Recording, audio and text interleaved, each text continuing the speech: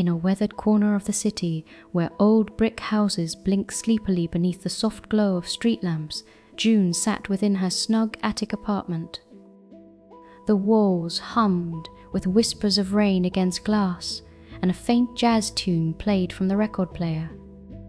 The city's heart beat slow and steady outside her curtains, but inside, June's world was a cocoon of warmth, dusky blues, a single golden lamp, and her worn leather chair pulled up to the window. Every night, June watched the streets, a silent observer making sketches of shadows and the stories they might be telling.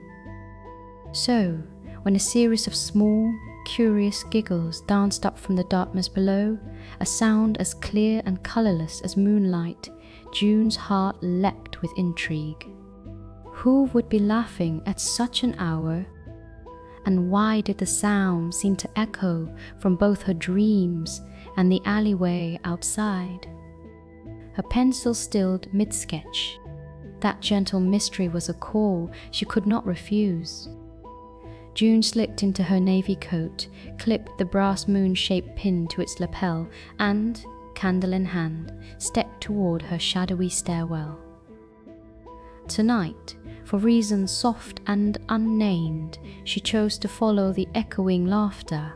The stairwell creaked softly as June descended, her candle flickering against time-polished banisters.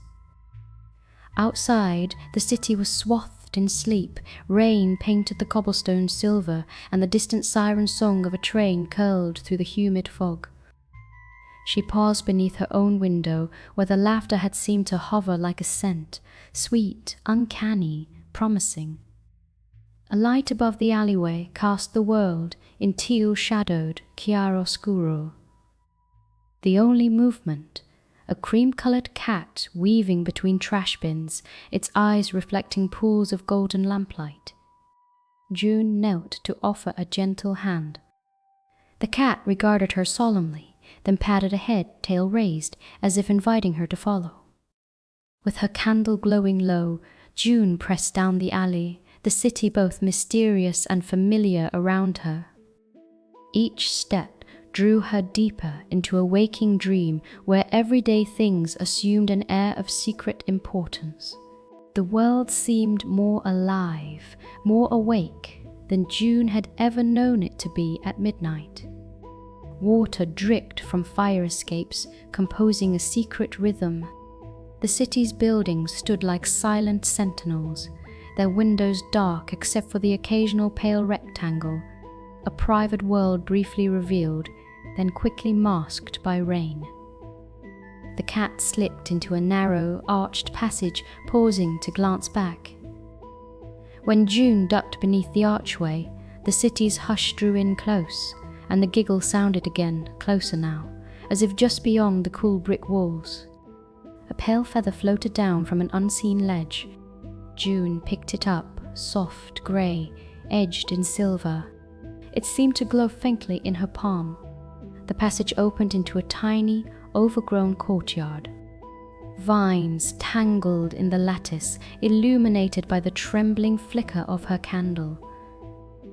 There, beneath the spiral fire escape, glimmered something curious, an old brass key waiting atop a chipped ceramic saucer.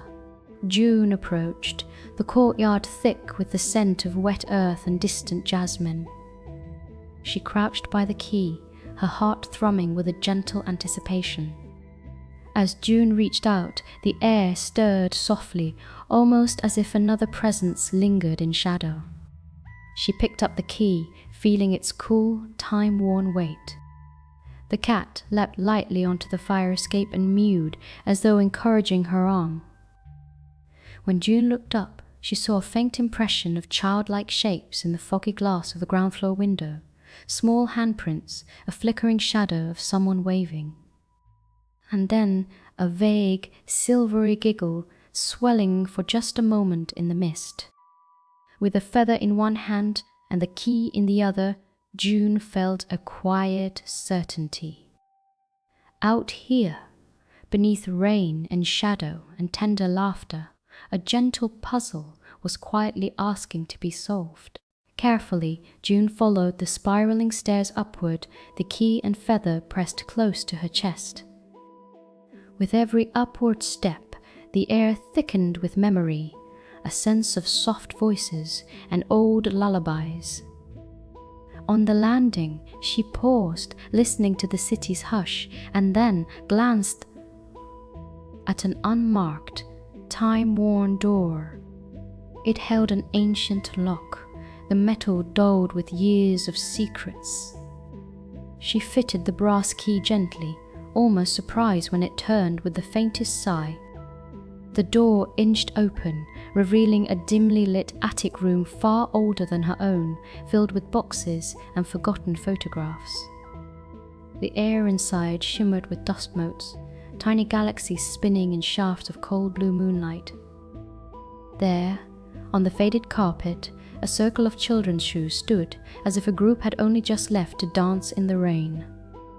The room felt expectant, yet peaceful, like the memory of a hug lingering in the air. June stepped over the threshold, her shadow merging with the hush. Inside the attic, the familiar and the mysterious entwined. As June wandered, she passed a music box shaped like a crescent moon, a domino set scattered like starlight, and a doll staring peacefully from the shelf.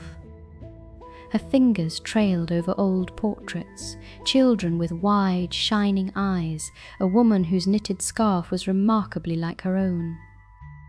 The window, at the far end of the attic, was slightly ajar, letting in a fine mist of rain and the pale winking of city lights. As June approached, the cat slipped through a crack in the wall, curling up silently on a stack of books. She leaned against the windowsill, lost in the soundscape, the gentle percussion of raindrops, the lullaby of distant thunder, the hush between breaths. A faint, silvery giggle came from beneath the window. June knelt and saw, inside the misted glass, the shadow of a small girl, her face nearly invisible, with flickering eyes and a smile that felt both new and ancient. The key in June's hand pulsed with a gentle warmth. With a soft word, June placed the feather by the girl's shadow. The giggle quieted to a hush, and the mist unraveled. For a moment, a feeling of understanding passed between them, a silent exchange, both comforting and profound. The attic air sparkled with that gentle magic. June felt the hush become a hush of belonging, a subtle acceptance reverberating through the old dark and the waiting dawn. She turned to find the cream cat, watching her, eyes softly alight. For a while, June simply sat in that timeless room, the candle burning low, the feather resting beside her, and the sense of connection lingering in the hush. She felt unhurried, peacefully part of the night's uncertainty and wonder. Eventually, the giggles faded into quiet, soft and final, less of a parting, more like reassurance. Bundling up, June tucked the feather and the key into the pocket of her coat. The cat brushed lovingly against her ankle and then darted away, its mission complete. June returned through the courtyard, tracing her earlier steps in reverse. The rain had stopped, puddles mirrored the city's blinking lights, and a chorus of night insects began to sing. Every shadow felt gentler now, every echo more familiar.